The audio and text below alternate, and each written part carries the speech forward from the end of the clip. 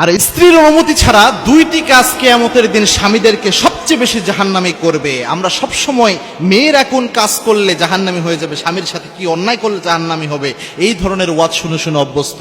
কিন্তু স্ত্রীদের সাথেও স্বামীরা এই দুইটি কাজ করলে তারা জাহান্নামী হবে, যেটা হাদিসের আলোকে জানা যায় বা ইসলামী স্কলারগণ বলে থাকেন। এই বিষয়গুলো আমরা নিজেরা জানিও না, আরেকজনের জানানোর ব্যবস্থাও করি না। এই দুইটা খুব মারাত্মক একটা বিষয়। মনে রাখবেন, স্বামী স্ত্রীর সম্পর্কটা একটা জান্নাতি সম্পর্ক, সুন্দর সম্পর্ক। একজন আরেকজনের ব্যাপারে পরিপূর্ণ যে খেয়াল রাখা, এই বিষয়টা এই জায়গায় অবশ্যই খেয়াল রাখতে হয়। পাশাপাশি স্বামীকে স্ত্রী যেমন গুরুত্ব দিবে, স্ত্রীর বিভিন্ন জিনিসেও স্বামীর গুরুত্ব সমস্যা একদম সম্পূরকভাবে দিতে হবে। এটাই ইসলামের সিস্টেম।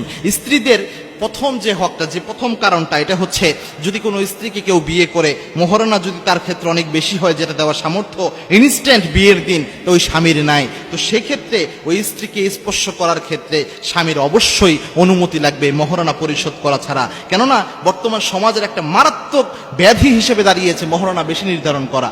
আর ছেলেরাও অনেক বেশি মোহরানা নির্ধারণ হিসেবে বিয়ে করতে রাজি হয়ে যায়। চিন্তা করে অনেকেই এমন যে হয়তো মোহরানাটা দেওয়ার দরকার নাই, যদি আমি ডিভোর্স দেই, তালাক দেই,